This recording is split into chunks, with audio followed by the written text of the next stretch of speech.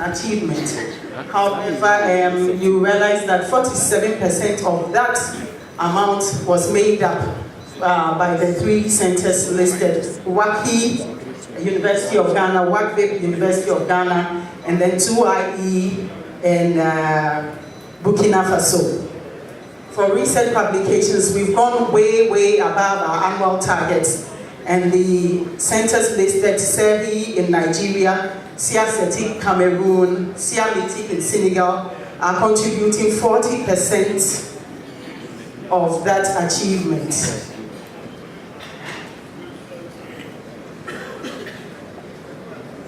2 verifications of results, which have looked at results since the inception of the project up to the end of December 2016.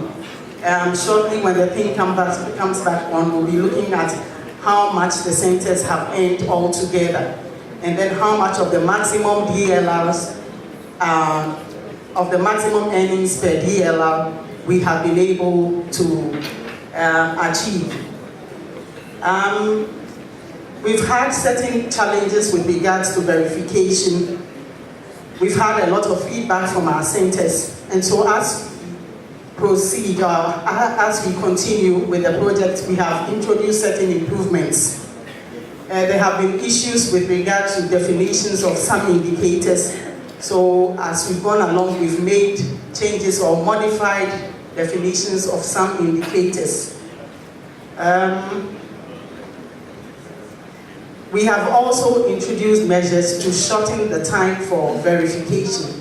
Our first verification took a much longer period with a lot of back and forth between the RF, which is the AAU, the centers, and then the verifying agency.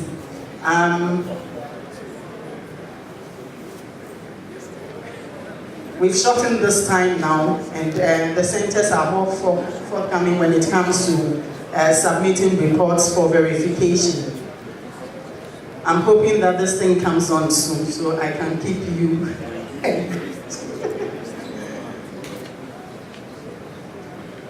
A number of DLRs or DLIs, and looking at how well we've performed over time since the inception of the project to date. So for most of the DLIs, you are going to see how we performed 2014, 2015, all the way through to 2017. We'll look at gender, we'll look at regionality, we'll look at the performance vis-a-vis the targets that we set.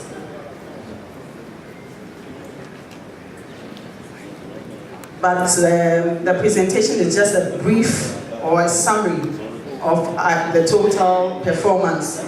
And later on, we'll be uploading individual performance reports on our website. So performance reports per center on our website that can be accessed by both the centers and then our counterparts from H2.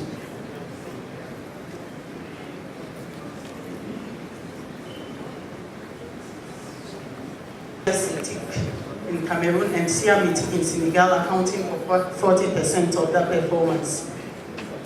Next slide, please. So here we look at our student distribution by gender. We also look at regionality. So regional students are students that come from outside the West and Central African region, and then national students from within the country where the ACE is based. So we have the orange bars showing national female students. We have gray bars that are barely showing. Those are regional female students, so because the numbers are quite insignificant in comparison. And then we have total female students shown by the orange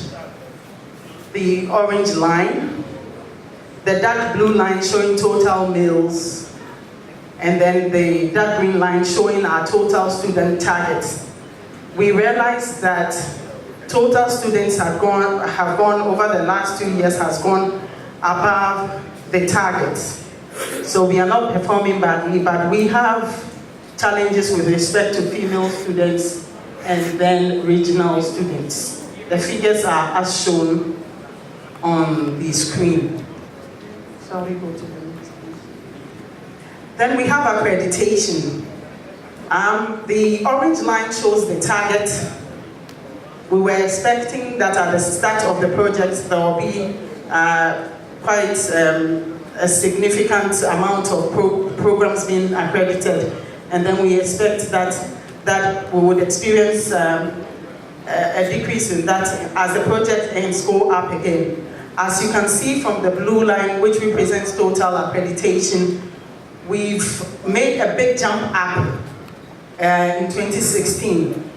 But on your right, you see the type of accreditation, and you realize that much of that increase is accounted for by national accreditation.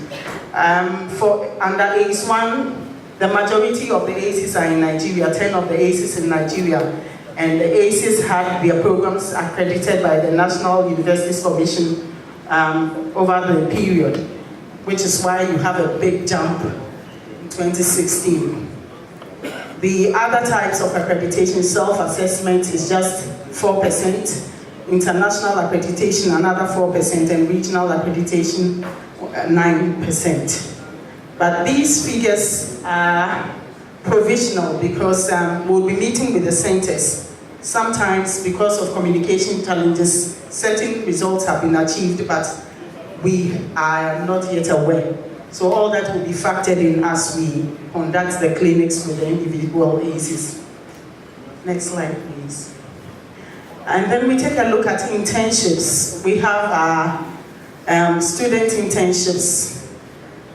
Sorry, the legend is not showing. But I can be sure, very sure, that the student internships is the orange line. The faculty internships is the blue line, and then the bars show the orange bars are the targets. The blue line, the faculty internships, the orange line, the student internships. Student internships are performing quite well. Like I said before, faculty internships, I think the ACEs are still struggling with that. And this is above target for now. Next.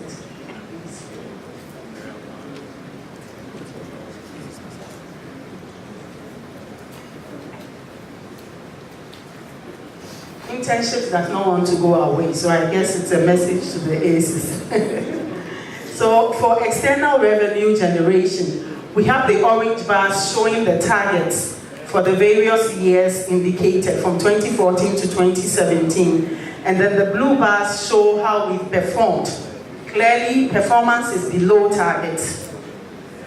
So it's not significant, it's just 24% of our annual target and 31% of the cumulative targets. Under phase 1, we look at both the actual performance and the cumulative performance. And this is a clear message. You'd have to raise enough funds to keep the projects going after the World Bank funding has ended. So the ACEs have to pay attention to this. This is a table that shows us the revenue generated per ACE, where we compare the achievement with the targets they had set for themselves. On the right-hand side, in the last column, we show progress in relation to the targets that were set by the ACEs. For those rows that are shown in green, the ACEs have performed above the targets. For the yellow, they are getting there, while for the red, they are way, way below the targets. But we'd also like to note, like mentioned before, that some ACEs are performing creditably. We note 2IE in Burkina Faso, we note WAI and WADE from Ghana. 2IE may not be showing green because of the comparison with its target. but it has generated quite a lot of revenue over the period. We had set a very high target of 4 million USD and have generated a little over 1 million. Next slide, please. This is a graph showing the performance for research publications. Our target research is shown by the blue bars. Actual performance is shown by the orange bars. And we have a trend line showing how we've performed. It's climbing up, but it's still, the research publications is shown by the orange bars, targets by the blue bars. And we see that we are going way, way above the targeted number of research publications.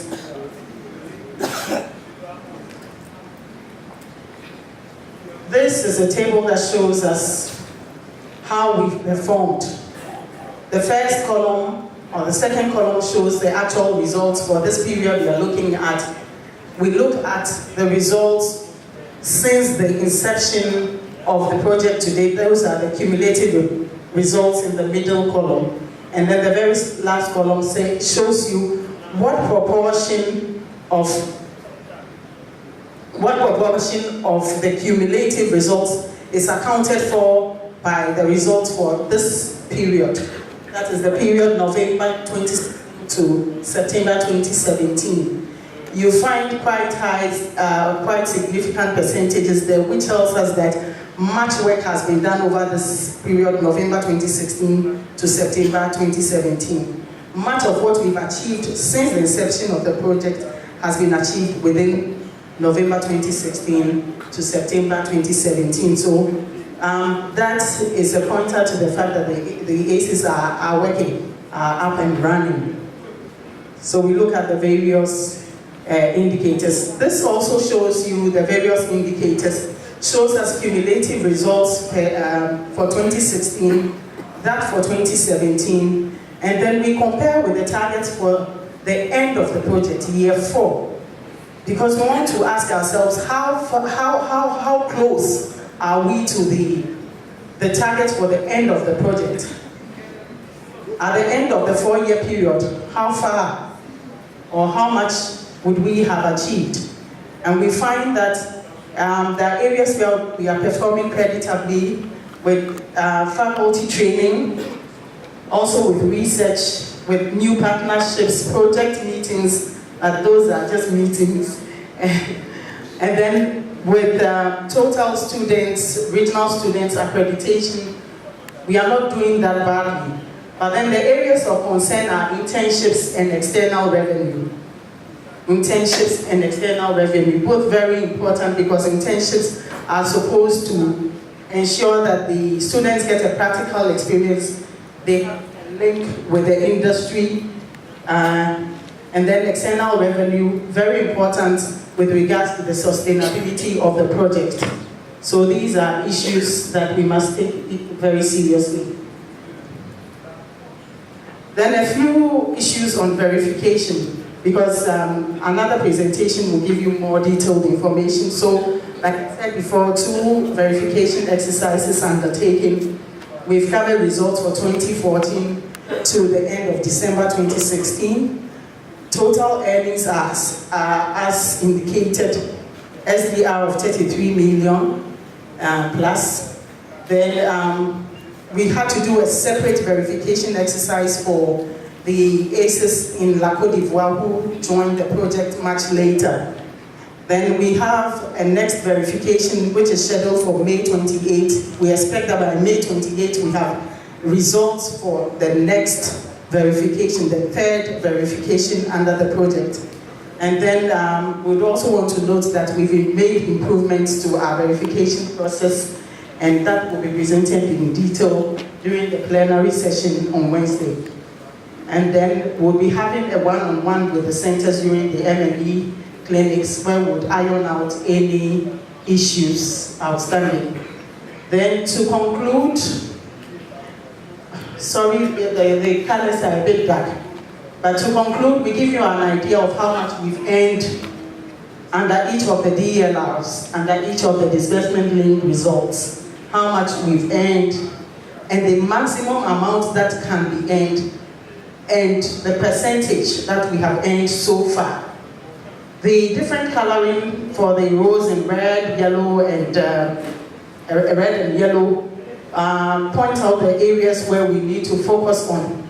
Again, enrollments and internships, we've not used that much, we've not achieved much in terms of the SDRs to be earned, and the external revenue 2.8, which is about the learning environment, 3.1 to 3.4 on fiduciary management, and then 4 on procurement. So that's just an idea how we are doing. This is a results based project where what you get, the funds you get based on the results achieved. So this should be something that the centers should be concerned about. Thank you very much for your attention.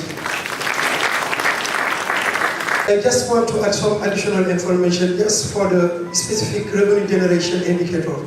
Because some centers may think that we are trying to compare centers in terms of capacity to generate revenue. But we know it, we did the ranking based on your target.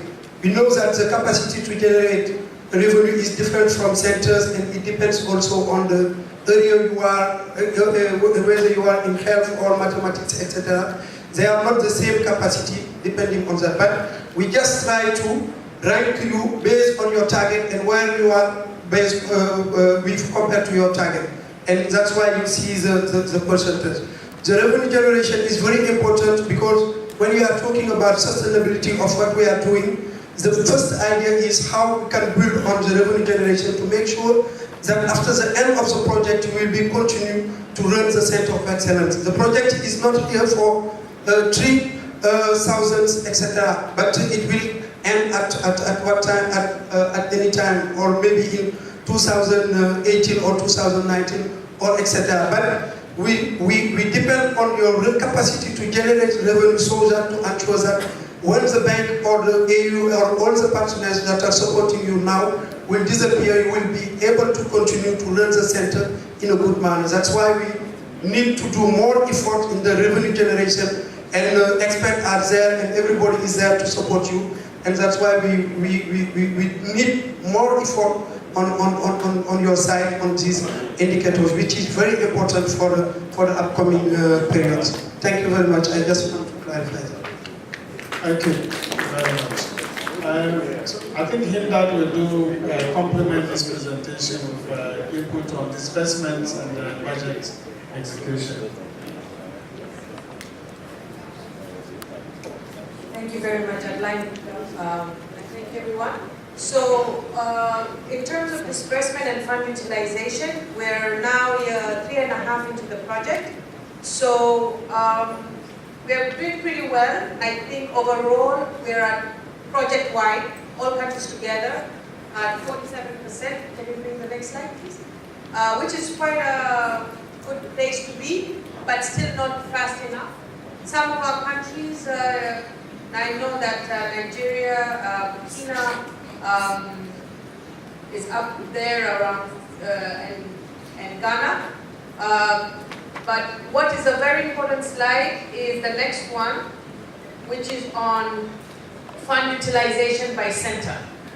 So this, I apologize, it's a big chart, but the first slide showed how much money has been sent to the countries, and then this slide shows how much money has been sent to each center, how much money has been spent by each center in the last 6 months, and how much money has been spent by each center since the beginning of the project. So as you will see, we have a situation where total IDA funds used to date, we're okay in a few. You know, at Redeemers we're at 59%, at Port Harcourt we're 54%, at Bayero we're at 40%, at KUST we're also almost in the above 40%. So here we're showing, okay, you've received the money and you're spending the money. So this basically is a reflection of the implementation of the activity. So you're able to purchase equipment, can you put the slide back? You're able to implement, etc. So the biggest concern we have here is some of these numbers are not as high as they should be, given that we're 3.5 years into the project. We have some centers that are only at 11% or at 15%. Project closes technically December 2018. If you're going to extend till December 2019, is that enough time for you to implement? So it's very, very, very important. Money is a part of it. Of course, there has to be quality implementation, proper implementation. But this really sends a signal that we have a good situation with most of the centers. But given that we are 3.5 years, 50% is our highest. We need to pick it up. Our average right now is about 25-30%. So this is the biggest, for me, the biggest challenge is that yes, we're achieving the results because we've been using, innovative ways to achieve the results and have impact, but we also have to utilize the funds in an effective manner. We will be having national discussions for potential reallocation, but this is happening with the centers that are of concern. We've been communicated and we're having it at the national level. So that's on our implementation. I think from our side, and Adnan, just to add on to Adnan's presentation, it was an overall snapshot. Some of the data could have been presented in a better manner, but I think the key issue is where are we lacking in achieving our results, which is on enrollment. We're still behind. We need to push for student impact. We need to get those PhD numbers up. We need to get the master's number up. We're doing well on short-term courses, but that's an area that we really need to push. And secondly, yes, revenue generation, but how many of you have actually a partner on international accreditation where you've identified, where you've done the questionnaire, because that's almost $600,000 right there. So that's the big push. The beautiful thing I think is everybody knows how to do the art of the results-based financing now. I think most of the centers are comfortable in where to go to get the money, etc. But yes, it's a numbers, but it's also why have we chosen accreditation? Because it's a reflection of achieving certain standards, etc. So we put those there live because it's pushing the university into a certain direction. But at the end of the day, it's really that quality that is your judgment with our support and our guidance. These are numbers that reflect money, and of course, everybody's very, concerned about it. But at the end of the day, it's important that the implementation is of good stuff. So that's it. Thank you. Thank you very much, Himdat. As you would notice, the program has two components. We have ACE1 and ACE2, and the sub-components are in the same generic categories. So you will find that most of the concerns will cut across, in terms of progress, outcome from facilitation and then supervision missions. So the idea is to take all the presentations and then we can revisit whatever queries and contributions there are. So please kindly take note of whatever contributions, clarifications, or queries you have.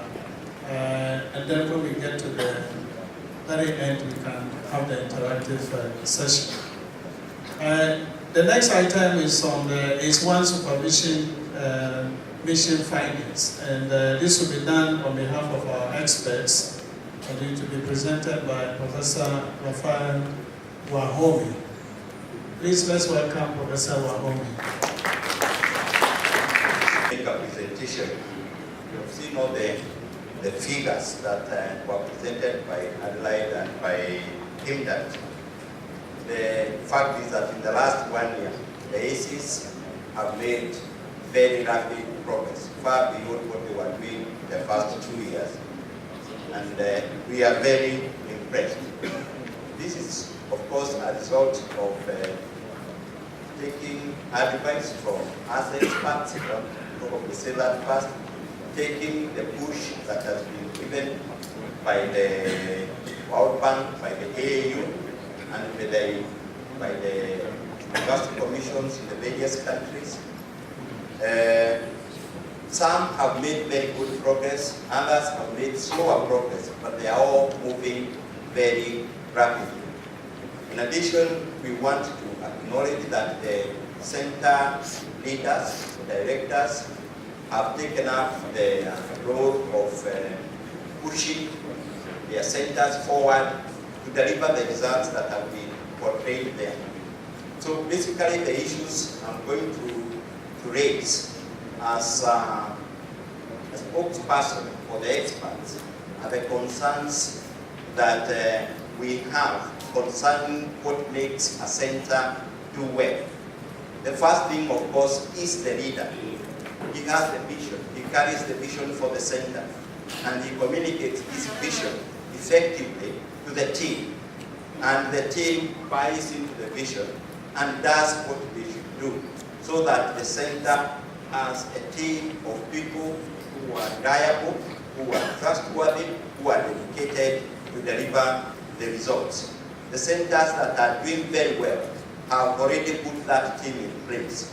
The centers that are not doing so well basically means that the center director is struggling mostly alone.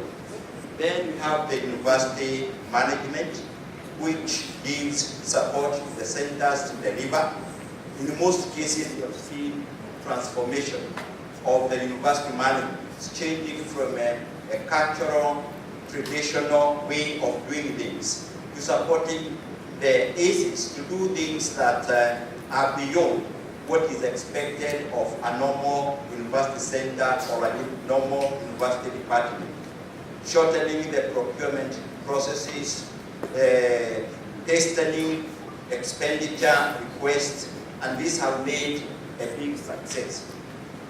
Now the key areas, again, have been portrayed by the figures. The key areas of challenges are in ensuring regionality of these centers. Most of them are still national centers, and they have not been able to buy into the region, as is evidenced by the number of students they attract from the region and the number of regional activities that they hold together.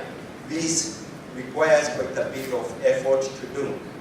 Then the second one is the activity of transforming the minds. This is difficult because traditionally in African universities, because they have been so starved of cash, the finance departments basically concentrate on saving funds instead of spending them. They minimize activities. So